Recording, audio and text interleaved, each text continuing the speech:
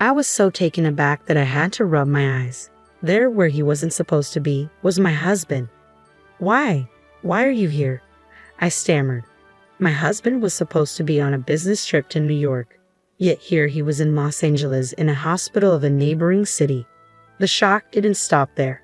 Next to my husband was a woman and a child snuggled up close. The mother and child were smiling gently at my husband, and he, in return, was smiling warmly at them. Anyone who didn't know better would think this was a snapshot of a happy family, but I knew differently. What I was witnessing was an odd scene where my husband was with an unknown mother and child. I couldn't just stand by and let this pass. I slowly approached them and called out from behind. My name is Farah, 35 years old. After graduating from university, I started working at an advertising agency. I got married at 28, and it's been 7 years now. My daughter, Emily, who I gave birth to when I was 30, is almost 5 now. She's been growing up healthy and strong without any major illness. My husband, Jacob, is a corporate employee, but he's been increasingly busy for the past few years, frequently coming back late at night and going on business trips. For that reason, our daughter Emily has developed a slight aversion towards him. "Mommy, is Daddy coming home today?" my daughter asked me as I was preparing dinner. I paused from my cooking, looked at her, and replied, "He will come home, but he might be late as usual. Daddy seems to be busy with work." "Really? Then it's just you and me until bedtime?" she asked. "Yes, that's right," I answered. "Yay! Hey Mom, let's watch the anime we recorded together." "Okay, after we eat dinner and take a bath." My daughter's face lit up instantly and she went to spread a tablecloth in the living room. Seeing my daughter visibly happy about my husband's late return made me feel a bit complicated, but it couldn't be helped. It wasn't unreasonable that my daughter wasn't attached to him. My husband only came home to sleep. We used to go out as a family on our days off, but the last time we did that was more than a year ago. My husband's work was so busy that working on weekends was not unusual. On his days off, he would go out alone. He was home very rarely, and when he was, he just locked himself in his room to watch movies or browse the internet. Especially in the last year, he had no conversation with our daughter, and they didn't speak to each other even when they were face to face. I was always the one who had to mediate, which was quite stressful considering we are a family. Our daughter, Emily, is almost 5 now. If we keep going like this, I'm afraid she will really stop being attached to my husband. She used to love going out as a family and adored my husband. I want them to go back to how they used to be. Thinking of this, I decided to wait for my husband's return to try to change this situation. When I greeted him with a welcome home as he came in late at night, he made a clearly displeased face. Although I was a bit annoyed by his attitude, I decided to start a conversation anyway. "Hey Jacob, you haven't had a proper conversation with Emily for about a year, have you?" "Not really. I don't think so.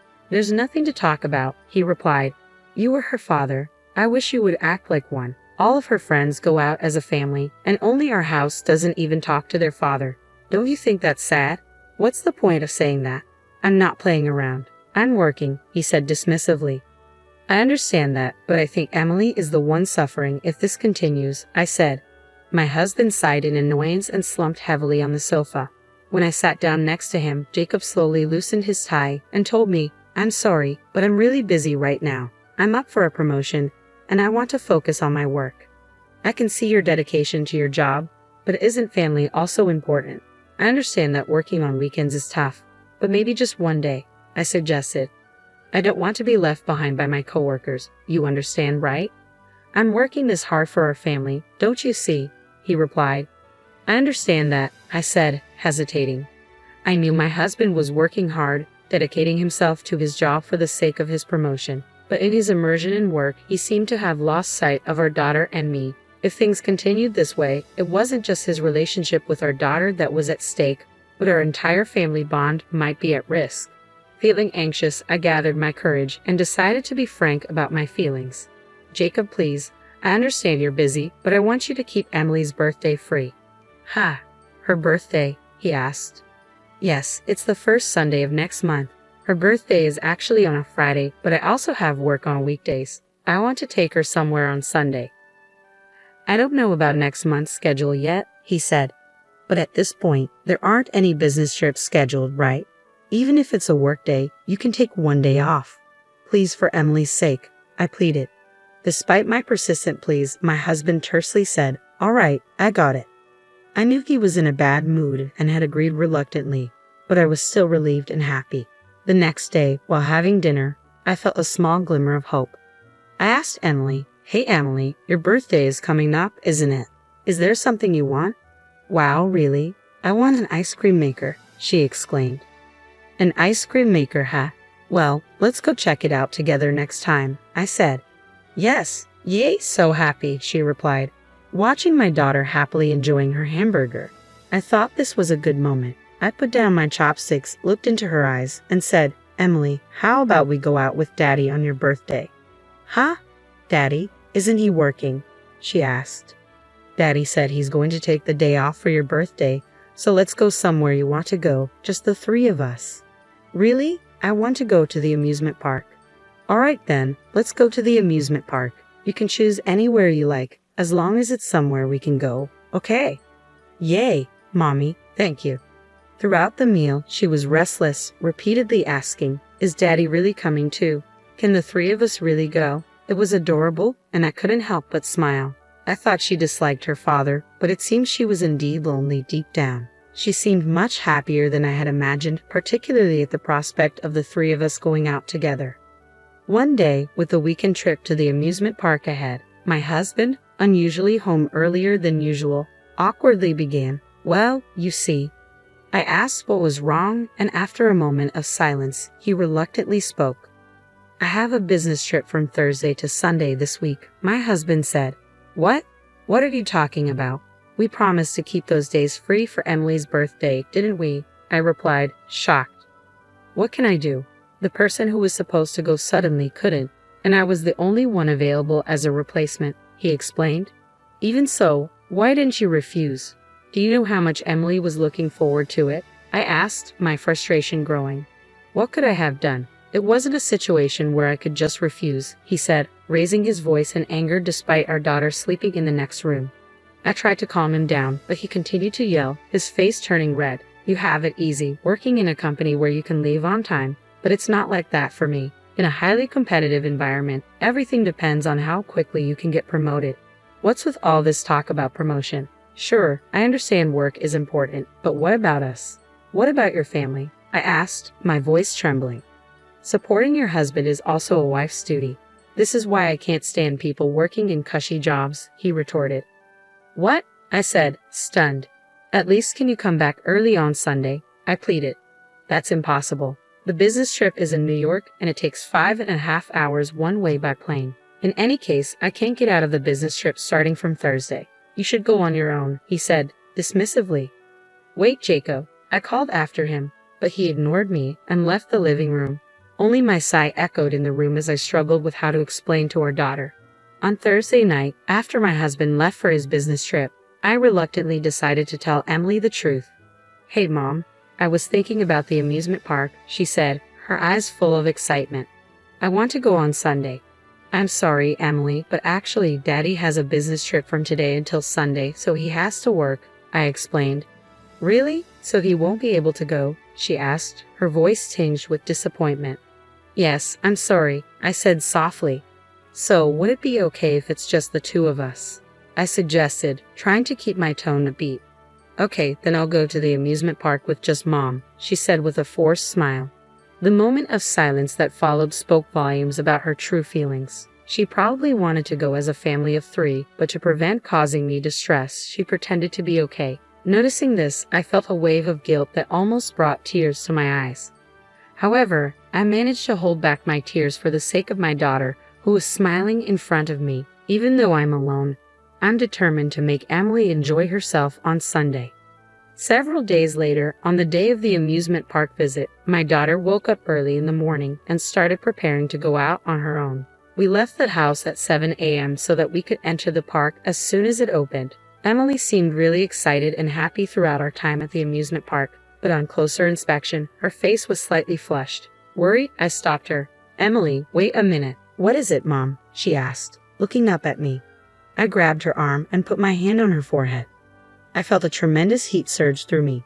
"Wait, Emily, you have a high fever. Why didn't you tell me?" I exclaimed, worried.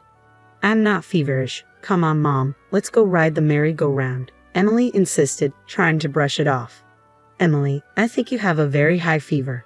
Shouldn't we go to the hospital together? I urged. No, I finally got to come here with you, Mom, she said weakly.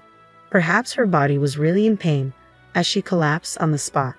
Why didn't I notice it until it got this bad? I thought, overwhelmed with guilt. Driven by guilt, I carried my daughter and hurriedly took her to the university hospital. I informed the reception that it was our first visit and rushed to pediatrics. Her temperature was over 40 degrees and she was immediately given an IV. We'll keep an eye on her here, so you should rest a little too, the nurse kindly advised, which slightly calmed my desperate heart. I decided to take a break on a bench in the rest area after going to the hospital store and buying some necessary items for my daughter. As I walked around the hospital, I heard a familiar voice. When I turned towards the voice, I couldn't believe my eyes. "Ha, Jacob. Why are you here?" I stammered in shock. I couldn't believe what I was seeing. My husband should have been on a business trip to New York. Despite this, why was he in Los Angeles, even in a hospital in the next city? But that wasn't the only surprise. Beside my husband was a woman and a child, seated as if leaning against him. "Mom, are we going shopping after the hospital visit, right?" Emily's voice brought me back. "Yes, we are. The three of us," I replied, trying to maintain composure despite my racing thoughts. "Yay, soon we can go out as a family of 4. I'm excited," Emily said cheerfully. "You're about to become a big sister, so you need to be responsible, okay?" The woman beside my husband said affectionately, her round stomach revealing her pregnancy. From what I overheard, it seemed the mother was pregnant with her second child. My husband was happily stroking her stomach, and the mother and child were smiling softly at him, with him returning the smile kindly. If a stranger saw them, they might think it's a scene of a happy family, but not for me. What I was seeing was a strange scene. My husband with a strange mother and child. I couldn't just stand by and let this slide. I clenched my fists, shaking with anger, and bit my lower lip. So, that's how it is. Working on holidays, business trips. In the end, they were all lies. I can't forgive him for continuously betraying me and Emily.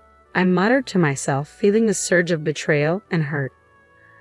I took steps towards them, stood behind them, and slowly opened my mouth. "So, the business trip is over already, huh?" I said sharply.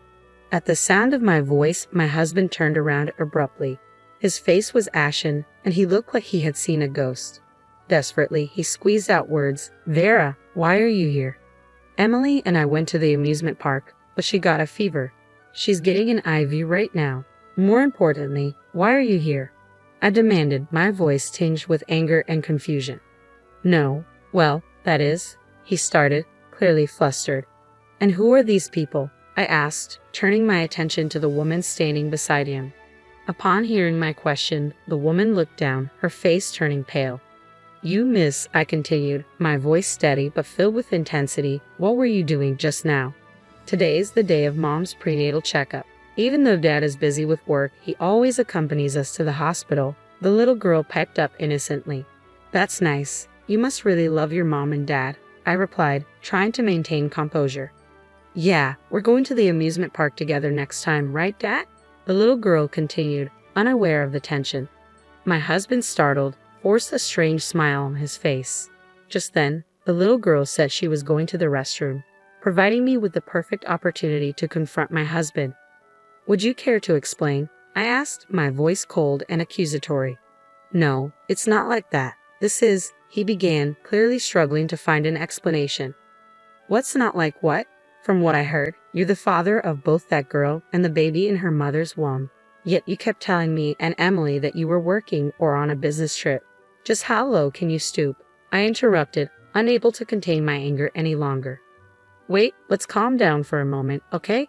I wasn't planning to leave you or anything," he pleaded, his expression a mix of guilt and desperation. I grabbed the collar of his shirt and pulled his face close to mine, so close our noses almost touched. I stared at him coldly, my voice a harsh whisper. "Don't mess with me. How far will you go to betray Emily? Are you really her father? Don't make me laugh," I seethed, my anger boiling over. "After deeply hurting your own daughter, you dare to father another child with someone else. You're nothing but an irresponsible scumbag." "No, it's not like that. Please forgive me," he pleaded, his voice strained with guilt. Forgive you? You have the audacity to ask for forgiveness? Neither Emily nor I will ever forgive you. When we get home, I want you to fill out the divorce papers. Get ready for it. All right. With a fierce shove, I pushed him away and stormed off. On the way home, with my now stable daughter, I stopped by the city office and picked up the divorce papers. Once we got home, I gently explained everything to my daughter in a way she could understand. She seemed to take in everything I said, and in the end, she said this: "I'm glad it's not Mom who's leaving." "What?" I asked, surprised by her words. "You always look so sad when you talk to Dad. As long as I'm with Mom, I'll be okay with anything. But Emily, I thought you loved Dad." "I did love him, but I love Mom the most. I hate anyone who hurts my mom, Emily," she said firmly. My daughter's smiling face blurred through my tears. To hide my about-to-fall tears, I held my daughter tightly. Afterward, I divorced my husband. I made sure to claim alimony from him and the woman who was about to have his child. He desperately tried to negotiate for a lower amount, citing their child, but I firmly refused. There was no way I was going to lower the amount or let him take the lead. After all, they were the ones who did wrong. It soon became known that Jacob had been regularly taking time off work to visit the other woman. A coworker discovered this shortly after the divorce, causing his credibility to plummet. His career advancement came to a sudden halt, and he started receiving cold stares from his colleagues. Apparently, Jacob was having a child with another woman, even though he's got a family. "You gross. Not only is he incompetent at work, he doesn't even have basic morals," one colleague remarked. "Well, it would be a relief if he just quit already," another added. Despite the rumors and criticism, he somehow clung on to his job, presumably for the alimony and child support he owed me. I decided to sit back and see how long he could keep this up. On my end, I moved to an apartment near my workplace and started a new life with my daughter. My parents regularly visited us to keep her from feeling lonely. As a single mother, I'm aware that I might make my daughter feel sad in the future, but I'm determined to shower her with all the love I can to minimize such situations.